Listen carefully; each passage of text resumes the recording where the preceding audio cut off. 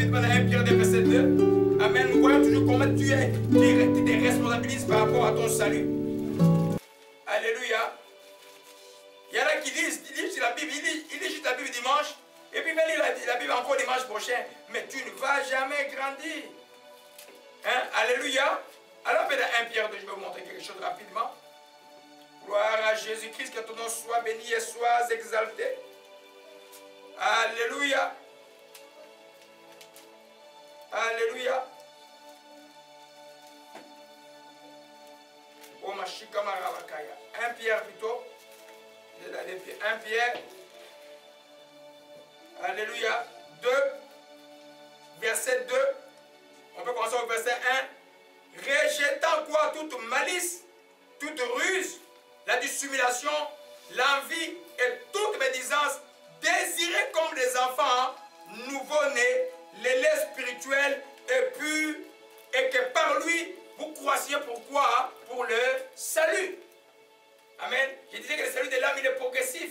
Que vous croissiez pour le salut. Alléluia. Qui désire? C'est toi qui désires. Amen. Quand il manque ces désirs-là, demande-les à Dieu. Amen. Demande-les à Dieu. Quand tu sens que lire la Bible devient un problème, la Bible dit que ceux qui sont nés nouveaux doivent désirer. Un des paramètres, des différences entre une nouvelle naissance et une naissance mentale, ceux qui ont la naissance mentale ne lisent pas la Bible. Un chrétien qui fait vraiment né de nouveau, la soif de la Bible. Tu sais, la Bible devient, il t'embête, mais il y a des questions tout le temps. Parce qu'il y a la soif de connaître. C'est comme un bébé. Regarde quand les mamans accouchent, les bébés quand ils sortent du sein maternel. Amen. Après la réanimation et tout, qu'est-ce que le bébé cherche? Il cherche le lait. C'est un réflexe. Amen. Pour quelqu'un qui est né de nouveau en Christ Jésus, lire la parole doit être un réflexe. Alléluia. Tu désires parce que c'est par là que tu vas croître pour le salut de ton âme. Amen. Nous parlons de la responsabilité de ton salut. Tu garderas ton salut. Alléluia. Je spécifie que quand tu es né de nouveau, tant que tu n'es pas mort, tu restes encore enfant de Dieu. Mais si tu ne marches pas avec Dieu, si tu meurs aujourd'hui, tu ne vas pas voir Dieu. Tu seras classé parmi les rebelles. Alléluia. Gloire à Jésus-Christ. Amen. Nous comprenons, mes bien-aimés. Alors, donc, c'est de ma responsabilité, c'est ta responsabilité de dire que je vais garder mon âme. Beaucoup de la chrétienté aujourd'hui, c'est va par rapport aux choses extérieures. On veut voir les choses extérieures. Mais l'âme, les gens ne s'en occupent plus. Il y a même dans cette vie de pasteur, des grandes églises, le pasteur s'en fout des gens. Lui, il est sincère, il a son boulot, c'est fini. Les gens, ils marchent comme ils veulent, ils s'habillent comme ils veulent. C'est pas son problème. Au nom de l'amour, on permet n'importe quoi. L'amour, c'est aussi ne pas tolérer l'injustice, n'est-ce pas? Alléluia. Gloire à Jésus-Christ. Amen. Alors, donc, nous comprenons que dans ma relation personnelle, Dieu a déjà fait sa part. Christ est mort à la croix de Calvaire pour moi. Amen. Dieu m'a donné tout ce qui est nécessaire pour que cette relation soit bonne. Moi, je dois faire ma part. Alléluia. Amen. Gloire à Jésus-Christ. Je disais encore, tu dois pouvoir prendre dans une relation, tu as une relation avec quelqu'un. Et puis, toi, tu n'appelles pas la personne. C'est ton ami, j'ai des amis comme ça, on reste amis, mais tu sens qu'au fur des années, l'amitié n'est plus ce qu'il était avant. Au fur et à mesure, tu communiques avec quelqu'un. Tu communiques avec quelqu'un. Votre amitié devient très forte. Amen. Alléluia. Alors, dans la vie personnelle, c'est toi, Dieu a déjà fait sa part. C'est toi qui dois venir vers Dieu pour communier avec lui. Individuellement à la maison et collectivement dans les lieux comme l'église ou les lieux de prière ou des partages de la parole. C'est toi qui fais tout pour venir communier avec Dieu. Vous savez que Dieu n'est pas un dictateur et Dieu ne peut pas forcer quelqu'un. Venir vers Dieu, c'est volontaire. Servir Dieu, c'est volontaire. Tout ce qu'on fait vers Dieu, c'est volontaire. Alléluia. Gloire à Jésus. Donc tu prends soin de ton âme. Alléluia. Alléluia. Alléluia. Je vais aller rapidement. La relation personnelle, nous pouvons voir donc, n'est pas. Il y a beaucoup de récits qui se passent unis. Non. Moi, il s'agit que j'ai ma relation personnelle avec Jésus-Christ. Et puis, je peux rester à la maison. La relation personnelle n'est pas une vie privée. La relation personnelle avec Jésus-Christ, c'est une vie, c'est pas une vie privée séparée de l'Église. Mais comment garder ton cœur pour que la vie de Dieu continue à couler en toi? Tu peux, je vais commencer par cet exemple-là. Tu viens ici à l'église. Aujourd'hui, nous parlons de la relation personnelle. Tu es édifié par ces messages. Ou quelqu'un le suit par Internet et édifié par ces messages. Qu'est-ce qu'il fait? Sa relation personnelle avec Dieu est fortifiée. C'est pourquoi je disais que quand on parle de la troisième position, de servir à l'église, il y a une différence entre servir à l'église et venir à l'église. Une différence entre servir à l'église et venir adorer Dieu. Quand tu viens adorer Dieu, c'est à tes bénéfices. Quand tu viens pouvoir recevoir quelque chose de Dieu, c'est aussi à ton bénéfice. Alléluia.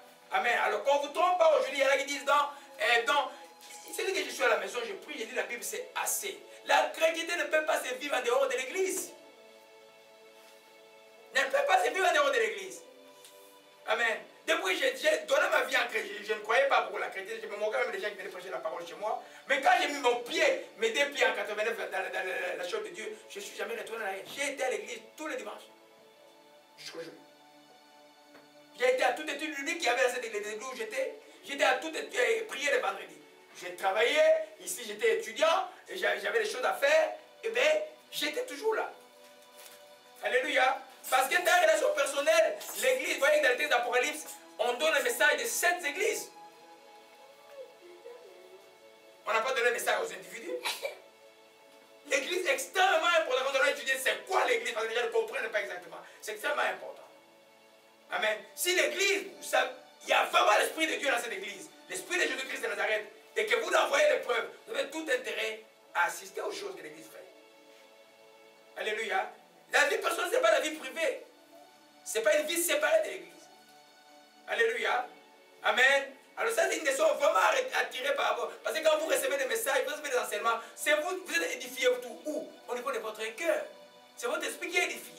Alléluia. En d'autres termes, votre relation personnelle se fortifie. Mais c'est à l'église. Même si vous ne servez pas. On va parler du service après ce qui vient en troisième position. Alléluia. Gloire à Jésus-Christ. Amen. Alors, comme c'est dit des relations personnelles, Jésus a payé son prix. Ta relation personnelle aussi avec Dieu te coûtera cher. Amen. Il y en a qui n'aiment pas entendre de la persécution des chrétiens. Amen. Il dit, ceux qui vivront pieusement en Jésus qui seront persécutés. Il y en a qui veulent être apôtres, il y en a qui veulent être prophètes. Mais dans chaque de ces étapes-là, il y a une persécution. Amen. Si vous voyez ce qu'on appelle la vie de Paul, quand il décrit ces persécutions, c'est par rapport à son apostolat. À chaque niveau que Dieu t'appelle, il y a une persécution qui vient avec. Alors, au niveau le plus primaire qu'il soit, les saluts aussi, il y a une persécution qui vient avec. C'est pourquoi il y a des problèmes dans la famille, c'est pourquoi tu es séparé avec ta famille, c'est pourquoi les gens ne te comprennent pas beaucoup, parce que toi tu connais la vérité et ils ne connaissent pas encore la vérité. Je pose toujours cette question, au niveau des familles, Jésus est-il venu unir ou diviser les familles? Amen. Donc il a dit, le père, l'homme aura pour ennemi les gens de sa maison. Ça ne signifie pas que toi tu vas connaître les divisions, ça signifie que toi, connais ta foi en Jésus-Christ, ceux qui ne sont pas en Jésus-Christ, vous n'allez pas vous entendre, il n'y aura pas de communion. Jusqu'au temps où eux aussi vont recevoir Christ et puis la grande unité va se faire. Alléluia. Amen. Donc il y a un prix. Je dois être conséquent dans ma vie chrétienne, je dois pouvoir payer un prix. Être content de payer ce prix. Les moqueries, tu vas les recevoir. Les amis disent, ah, lui il prie peut-être parce qu'il a tel problème. Mais ils ne connaissent pas ta vie, que avant que le problème n'existait, tu étais déjà chrétien de prier. Amen. Vous voyez un peu? Alors ils ne savent pas ça. Mais il y a un prix à payer. Amen. J'ai toujours dit dans la vie, il y a une chose. Quand tu as beaucoup, tu auras des gens qui vont être jaloux.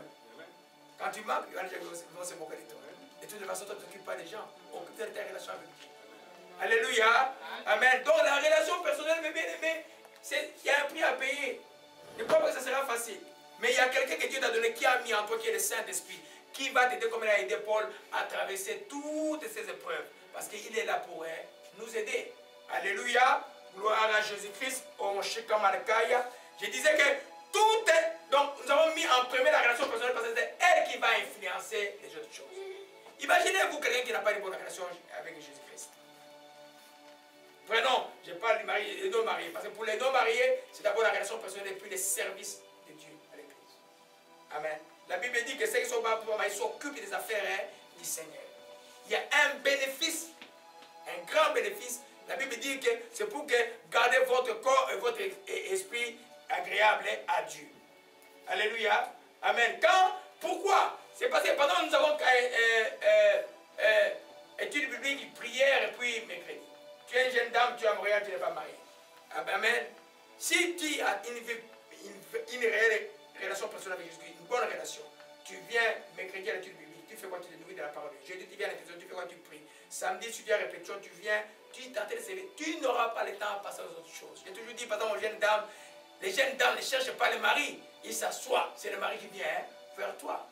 Et tu verras, ce que tu n'attendais pas va arriver. Alléluia. Gloire à Jésus-Christ. Amen. Alors, nous allons rapidement, mon Dieu. Amen. Alléluia. Pour avoir une bonne relation avec Dieu, donc, nous avons vu, la première chose, il faut être né de nouveau. Alléluia. La deuxième chose, je suis en train de rémunérer maintenant. La deuxième chose, pour que ta relation personnelle soit bien avec Dieu, il faut avoir de l'amour pour Dieu. Si tu n'as pas, tu es né de nouveau. Tu n'as pas l'amour pour Dieu. J'ai dit que tu vas être comme un mort-né. Quand tu manques l'amour pour Dieu, tu fais quoi? Tu le demandes. Seigneur, remplis-moi de l'amour pour toi. C'est quoi l'amour pour Dieu? C'est l'amour de faire les choses que Dieu commande. C'est l'amour aussi d'aimer la parole de Dieu. C'est l'amour d'être à tout ce que Dieu te désire que tu sois. Il faut le demander. Ça s'appelle les zèles. Alléluia. Tu ne peux pas être un chrétien qui n'est pas zélé. Tu es comme sans sel. Si tu es sans sel, qu'est-ce qui va se passer? On va te jeter dehors. Alléluia. Quand il sait qu'il n'y a plus de zèle en toi, entre en prière. Seigneur, je sens que j'ai une carence à moi. Prier devient lourd. Te servir de lourd. Lire la Bible devient lourd. Seigneur, sale-moi de ton feu. Alléluia. Parce que l'amour de Dieu, c'est la flamme de Dieu. Amen. Chaque fois que les gens qui sont nés de nouveau, quand ils ont la flamme de Dieu, tout le monde les remarque que cette personne-là aime Dieu. Alléluia. À un moment donné, tu vas sentir que la flamme comme en train de s'étouffer. Tu fais quoi? Demande à Dieu de te remplir de sa flamme. Alléluia. La troisième chose que je vais vraiment, la chose la plus pratique, je vais vraiment vous encourager aujourd'hui, il faut avoir de la volonté à maintenir une bonne relation. La volonté. On a vu dans Philippiens, Dieu il crée en nous le vouloir et le faire. Amen. Il faut avoir de la volonté. La volonté, c'est cette partie de ton âme que personne ne peut dompter, ni Dieu, ni Satan. Dieu t'a créé homme libre. Alors, la volonté, c'est toi qui décides. Quand l'homme a dit à Deutéronome chapitre 30, je mets devant toi le mal et le bien. Amen. Quand tu décides de choisir le bien, le diable ne peut pas te toucher. Amen. Ta volonté à toi. Alléluia.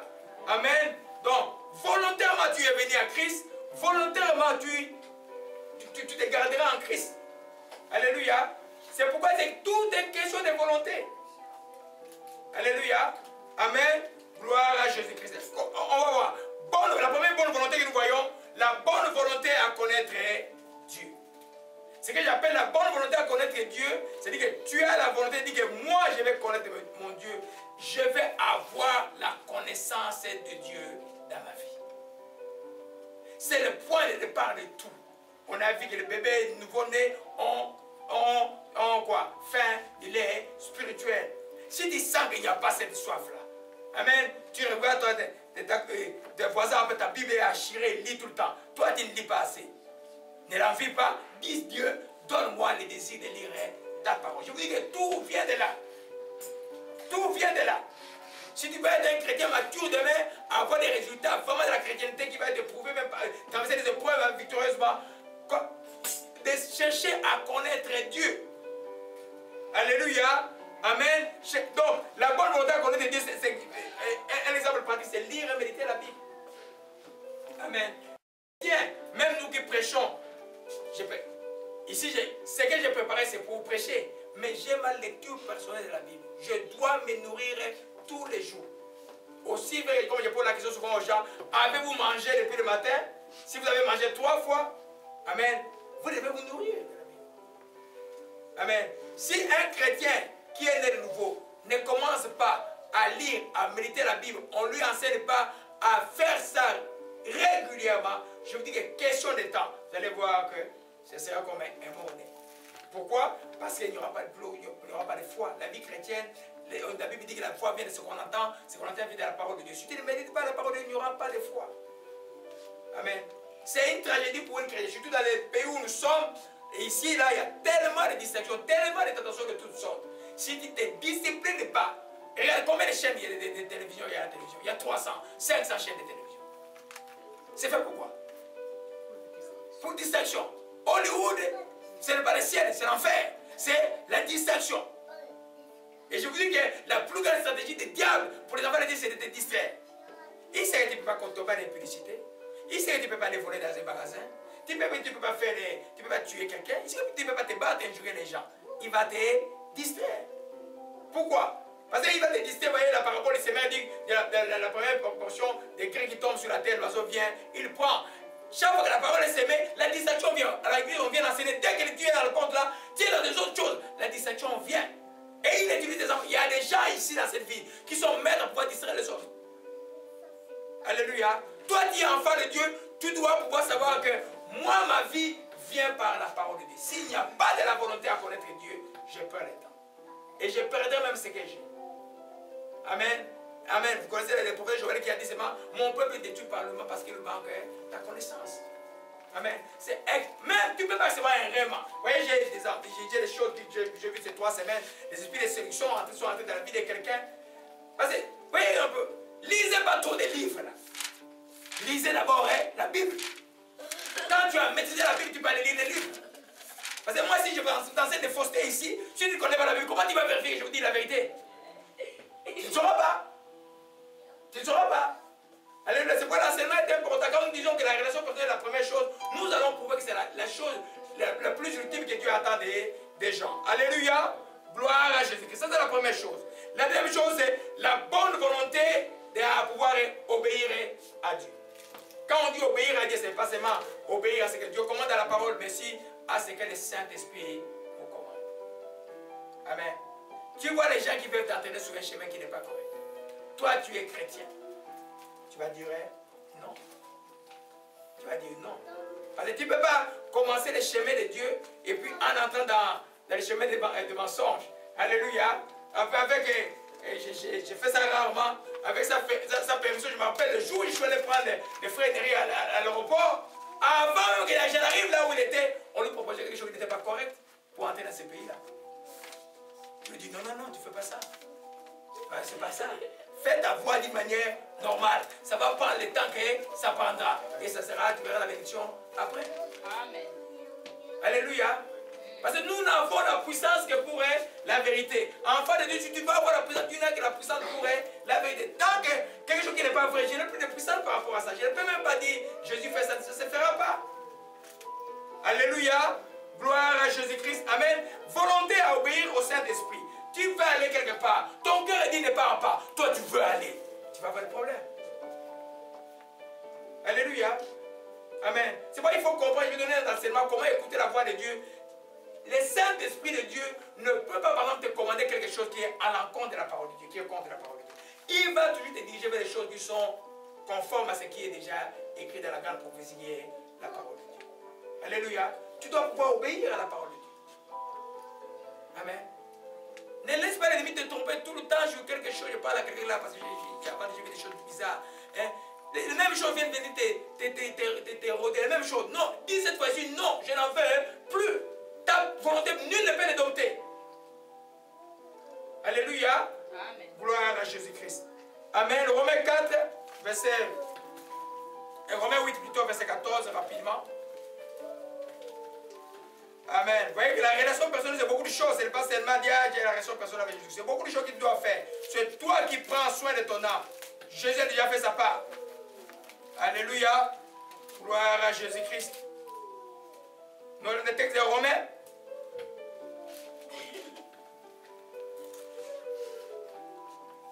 Romains 8, verset 14. Dit seulement, tous ceux qui sont conduits par l'Esprit de Dieu sont les fils de Dieu. Amen. Tous ceux qui sont conduits par le Saint-Esprit sont les fils de Dieu. Amen. Le Saint-Esprit nous conduit. Dieu peut te parler à travers des visions. Dieu peut te parler à travers des rêves. Dieu peut te parler à travers des messages clairs qui sont conformes à la volonté de Dieu. Si tu n'obéis pas, tu as des problèmes. Alléluia. Tu es en train de dommager ta relation personnelle avec Dieu. Amen. Tu es troublé parce que tu as été désobéissant à un ordre que Dieu a donné. Alléluia. C'est pourquoi il faut savoir que le Saint-Esprit et la parole de Dieu marchent toujours de pair. Le Saint-Esprit ne peut pas te dire quelque chose qui n'est pas de la parole de Dieu. Le Saint-Esprit ne peut pas dire à quelqu'un divorce. Non, ce n'est pas la parole de Dieu. Le Saint-Esprit va dire pardonne, endure, supporte. Parce que c'est ça la parole de Dieu. Alléluia. Amen. C'est pourquoi les enfants doivent faire attention. Chaque fois que les gens attendent de voir, il faut toujours être. Comment je peux vous donner des prières comme la prière des combats. C'est pour vous aider simplement à ce que l'ennemi ne vous trompe pas. Là où il y a beaucoup de dons, c'est là où Satan va essayer d'agir plus. Alléluia. Gloire à Jésus-Christ. La troisième bonne volonté à avoir un temps de prière. Amen. Il y a un enseignement de 20 heures sur le site sur la prière. La bonne volonté. C'est toi qui décides que moi je vais prier. Amen. Soyez sincères. À la prière de 5 heures du matin, quand on se réveille, est-ce que vous tous vous êtes en forme quand vous vous réveillez? Non. Mais vous avez la volonté de dire que je vais me réveiller pour prier. Et Dieu aime cela et il appelle ça un sacrifice qui nous plaît. Alléluia. Bonne volonté de prier. J'ai toujours dit la prière n'est pas un don. Il n'y a pas de gens qui ont été étudiés avec les dons de prière. La prière, c'est un exercice. Plus tu pries, plus tu prieras.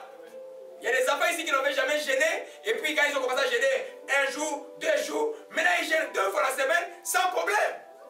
Et ils fonctionnent. Alléluia. La prière, c'est toi qui décides que moi je vais prier.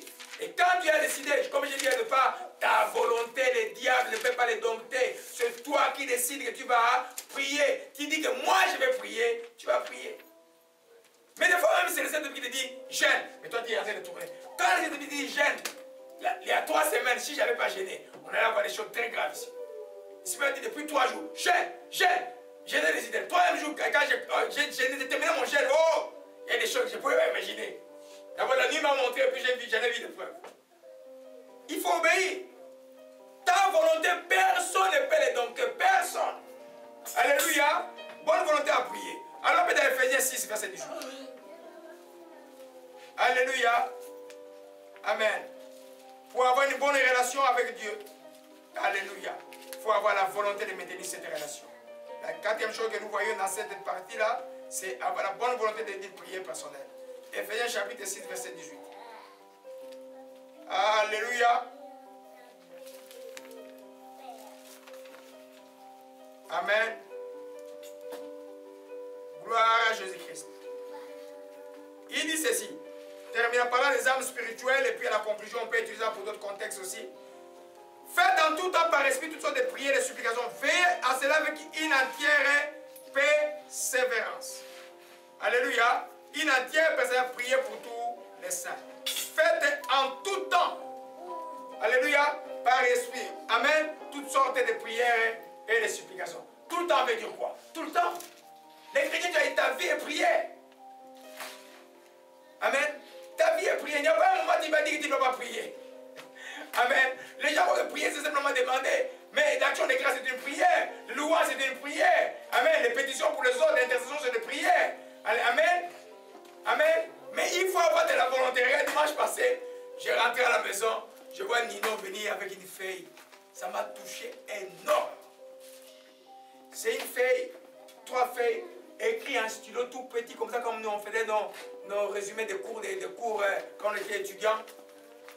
Des requêtes de plein de Québécois qu'elle a mis là-bas, tous les gens qui l'appellent pour les besoins de prière, non, famille, besoin d'équipe pour pasteur. Elle a préparé ça, je crois, pendant 1 mois ou 2 mois. Elle m'a donné, donc, elle m'a chargé véritablement. Mais je ne peux, quand j'ai une feuille comme ça, je fais quoi? Je dois pouvoir prier. Ces gens ne sont pas nécessairement nés de nouveau, mais Dieu veut que les gens prient. Nous avons vu que c'est la prière de ceux qui changent le monde. Alléluia. Gloire à Jésus-Christ. Amen. Donc, c'est ta volonté-là. Ne crois pas qu'un jour tu vas dire que tu vas avoir le courage de prier. Vous connaissez l'histoire de Gethsemane? Jésus était à Gethsemane en train de prier avant d'aller à la croix. Amen. Et puis, il trouve les disciples endormis. Il dit, vous n'avez même pas pu veiller avec moi pendant 1 heure. Amen. l'esprit est disposé, la chair est faible. La prière, c'est une question de volonté. Amen. Dites que je vais prier. Amen. Dites-le encore, je vais prier. Amen. Amen.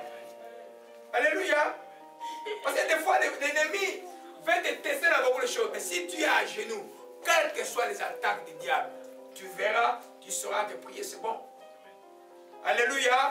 Gloire à Jésus-Christ. 1 Timothée 5, verset 17.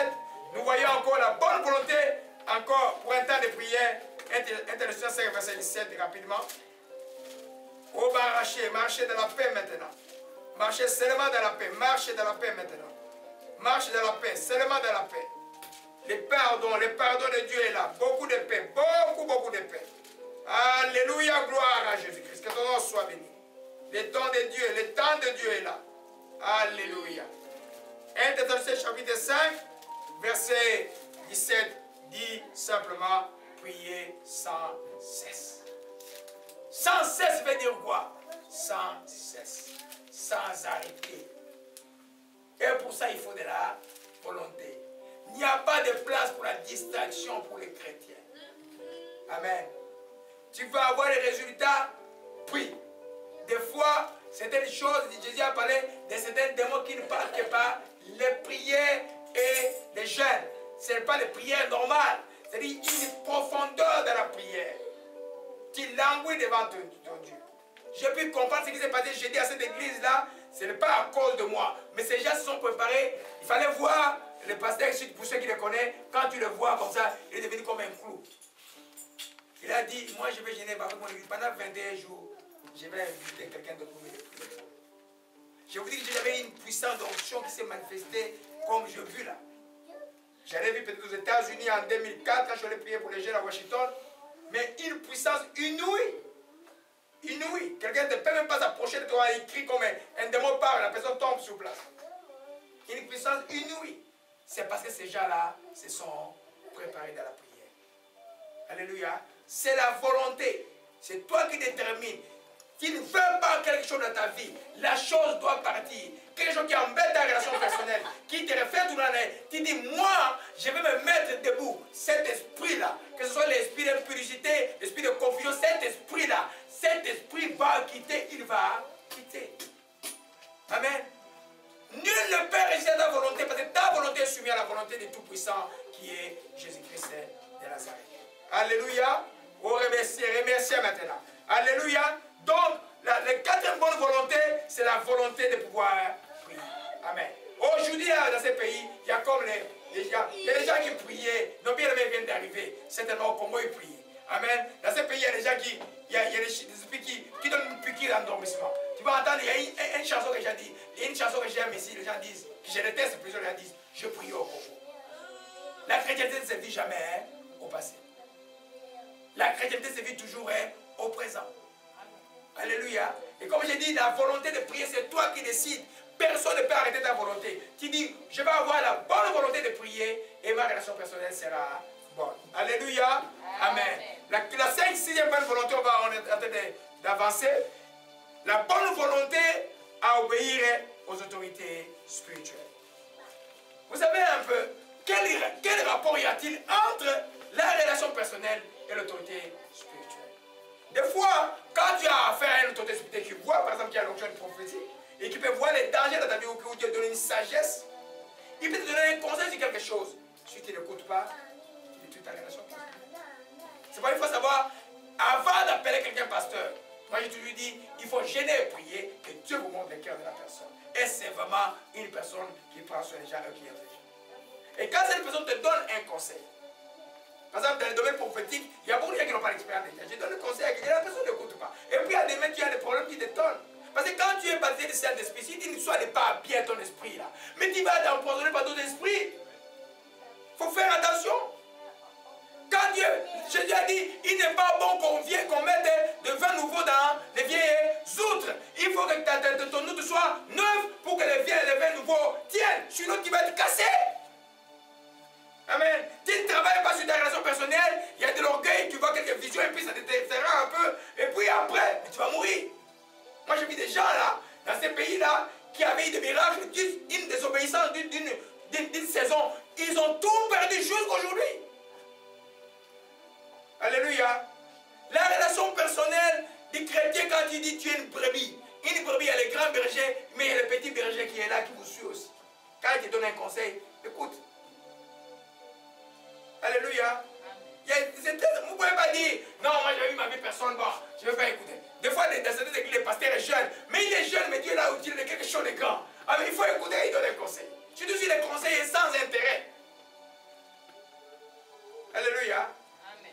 Alors, moi, dans le domaine prophétique, il y a quelques années, dans cette ville, j'ai donné des conseils aux gens qui n'ont pas écouté. Et quand les choses sont arrivées, oh, m'appelez, j'ai dit, ne m'appelez pas chez moi. Vous voulez jouer avec Dieu ou quoi?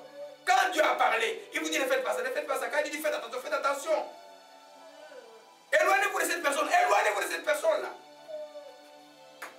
Alléluia. Amen. Donc, dans ta relation personnelle, ne dis pas, ah, ma relation personnelle. Non, l'autorité spirituelle, où que tu sois, ton pasteur, celui que Dieu a placé pour prophète, je ne sais pas, apôtre, s'il est de Dieu, il aura une influence dans ta vie. Il n'y a pas le choix. C'est pourquoi l'humilité est quelque chose de très important. Si Dieu contrôle ta vie pour détruire sa vie, chasse-les. Mais s'il donne un conseil selon la parole de Dieu, écoute. Amen. Vérifie même si ce conseil est valable. Et puis, écoute. Alléluia. Amen. Hébreux 13, verset 17. Bonne volonté à obéir aux autorités spirituelles. Amen. Amen. Les jeudis, je peux dire que le piano de notre soeur a changé le cours de toute la prière. Et pourtant, elle était opprimée toute la journée. Et j'ai compris un peu qu'elle n'avait pas vraiment envie de venir. Mais elle est quand même venue à obéir à Dieu. Mais à la fin de la prière, elle était plus que satisfaite que tout le monde. Elle était joyeuse. Amen. Moi, j'ai incité, tu viens. Tu ne viens pas pour eux, tu viens pour moi parce que quand je prêche, c'est toi qui joues. Mais ça a changé la dynamique de toute la prière, toute l'onction qui était là, c'était à cause des pianos et tout. Oui, donc comment ça fonctionne là. Et c'était puissant. Et l'église a été bénie de notre frère. Alléluia. Amen. Parce que là, des fois, on vous demande quelque chose qui va être dans votre corps de femme. Vous voyez, c'est pourquoi il y a eu dans la Bible une dispute entre Paul et Barnabas, justement parce que Jean-Marc avait fui. Il ne voulait pas suivre. Paul a dit non, non, c'est bien que nous avons fait dans les premiers voyages, on ne veut plus, je ne veux plus de lui. Amen. Mais après, quand même, Jean-Marc a été récupéré. Alléluia. Gloire à Jésus-Christ. Amen. Hébreux 13, verset 7. Obéissez à vos conducteurs. Ayez pour eux de la déférence car ils veillent sur vos âmes comme devant en rendre compte. Qu'il en soit ainsi, afin qu'il le fait avec joie, non en gémissant, c'est que vous serez d'aucun davantage. Obéissez à vos conducteurs. Ayez pour eux de la déférence ou du respect car ils veillent sur quoi? Sur vos âmes. Alors, quand quelqu'un veut sur votre âme, est-ce qu'il ne fait pas partie de votre vie personnelle? C'est la part la plus difficile aujourd'hui dans le monde, dans ce monde de liberté. La part la plus difficile, c'est ça. Amen. C'est vrai que ce n'est pas le pasteur qui va faire des inquisitions chez toi pour savoir ce qui se passe. Mais quand tu ouvres son cœur, il a le devoir de garder les secrets jusqu'à sa mort. Il doit pouvoir aussi prendre soin de ça. Sinon, Dieu va le frapper. Beaucoup de pasteurs ont été frappés parce qu'ils ont pris les brebis de Dieu comme un peu des gens à jouer avec. C'est les brebis de Dieu. Le pasteur n'est que là comme un instrument que Dieu utilise. C'est juste un ouvrier de Dieu. C'est comme un bouvier au crâne des vaches. Et le bouvier surveille les vaches alors que le propriétaire est là-bas. Le propriétaire, c'est Dieu. Alléluia. Amen. Amen. Beaucoup de choses dans le nouveau, ceux qui viennent de naître de nouveau, ils ont besoin de l'encadrer. Qui va encadrer? Il vient de naître de nouveau. Il ne connaît même pas la Bible. Si toi, tu ne vas pas lui donner des conseils sur sa vie individuelle, comment il va avancer? Si tu ne lui dis pas ça, ne fais pas ça, ne fais pas, comment il va avancer? Si tu ne donnes pas un bébé de nouveau là, il vient de nouveau, surtout les taux de l'air, qui se mettent debout et qui tombent, la porte n'est pas fermée. À la maison, vous allez trouver dans l'escalier, au bas de l'escalier tombé. Amen. Un bébé de nouveau là, il doit être encadré. Des fois, il y a des choses qu'il ne peut pas imaginer. Amen. Et quand quelqu'un vient en Christ, il est séparé maintenant des autres anciens. Il se retrouve seul. Mais si toi tu ne visites pas la personne, comment la personne va t'encadrer? Il faut visiter la personne, il faut enseigner la parole de Dieu à la personne, il faut encourager la personne, tu instruis, tu le dis. Ça dit que tu entres dans sa vie privée. Mais il faut de sa part de la bonne volonté. Vous voyez des gens qui sont venus ici, ils ont vu la main de Dieu, même des prophéties graves, mais ils voulaient encore cette histoire-là, d'aller vivre avec un copain et puis de venir à l'église. Chez moi, ça ne peut pas exister. Tu ne peux pas vivre avec un copain et puis venir ici, ça ne peut pas exister. On peut être à 10, pendant 20 ans, ça n'existera pas. Tu me connais depuis 15 ans, et 20 ans, hein? Presque, ça n'a jamais changé. On ne peut pas te permettre la vie de débordement, venir ici à l'église, ça ne marchera pas. L'église est une église de saints. Ils sont partis. Ils sont partis. Mon ami avec qui nous avons mis la peinture dans ma maison là, mon ami à moi, je l'ai sauvé pendant 3 ans. Il dit, mais qui est avec la femme, ça fait 3 ans. Et puis, oh non, les blanches. Je dis, mais qui est avec une blanche, pourquoi tu ne poses pas? Oh, elle ne vient plus à l'église. Un bon garçon, un médecin. Je dis, viens plus à l'église. Ça ne marche pas comme ça. Là. Alléluia. Nous devons comprendre, mes bien-aimés, que Dieu, quand tu es une autorité spirituelle, il doit s'intéresser à toi. En même temps que quand tu souffres, c'est lui qui va être le premier à courir pour aller souffrir pour toi. Il doit être le premier. Il ne va pas attendre les gens. Ce n'est pas comme des pasteurs, on appelle, oh non, je dors. Mais tu es pasteur, tu dors, pourquoi? Quand tu dis que tu es pasteur, si tu trouves bien des problèmes à 2 h du matin, tu cours, tu vas. Alléluia. Alors quand quelqu'un arrive chez toi à 2 h du matin, il a de ta vie privée. Alléluia. Amen. Donc, l'obéissance, bonne volonté à obéir l'autorité. Quand on vous donne un conseil, écoutez mes bien-aimés, c'est tellement important. Alléluia. Il y a quelqu'un il y a 10 ans qui était ici, qui était de mes petits frères, je priais pour lui longtemps. Et puis un jour il appelle madame, il dit, Dieu docteur, je suis sauvé. Il était né nouveau, effectivement il était né nouveau, et puis je suis allé le voir, ils sont devenus chrétiens, Dieu a fait beaucoup de choses dans leur famille pendant qu'ils étaient ici. Et puis il vient me voir, il dit, oh, on va aller dans notre ville. Il dit, ah, bon, laissez-moi prier. J'ai prié pendant presque un mois, et puis je dis, non, tu ne pars pas. Je crois que ce n'est pas la volonté de Dieu pour toi qui parle. Ah, il me dit, je dois aller. Je dis, ok, bon, ça va. Bon, je vais te laisser. Et puis il est venu, il avait gagné 500 $ à la maison, il avait gagné un grand prix littéraire. Il va me suivre et puis ça va un peu le réveiller. Amen. Et puis, il est venu avec 500 $. Tu vois, quand les diables veulent t'amener quelque chose, il peut te montrer des choses qui sont bonnes. Il a gagné un grand prix littéraire. Il est venu avec 500 $. Je dis, mais tu crois que, je lui dis à ma langue là, tu crois qu'on achète Dieu? Dieu on n'achète pas. Dieu a dit, tu ne pars pas. Ton 500 $, je vais l'utiliser, mais tu vas avoir des problèmes. Il est parti. Je vous dis, j'ai gêné, j'ai prié depuis 3 ans. Ça fait 10 ans. La vie est difficile. Extrêmement difficile. Au point où il faut aller sauver ces mariages-là. Et les choses sont bien passées maintenant par la grâce. La vie était difficile, très très difficile. J'ai supplié Dieu pour lui. Je suis allé dans la ville, j'ai prié pour la famille. Et maintenant il va avoir des conséquences sur les enfants. Maintenant il comprend que il dit, ah, j'étais resté à Montréal. Dieu connaît. Maintenant les enfants étaient petits, ils ont grandi, et puis là il n'y a pas d'encadrement. Maintenant, il veut me retourner l'enfant pour venir rester à la maison pour que je prie avec. Voyez un peu. Il faut écouter. Surtout quand on a prié, quand on a gêné que Dieu a parlé, il faut écouter. Alléluia.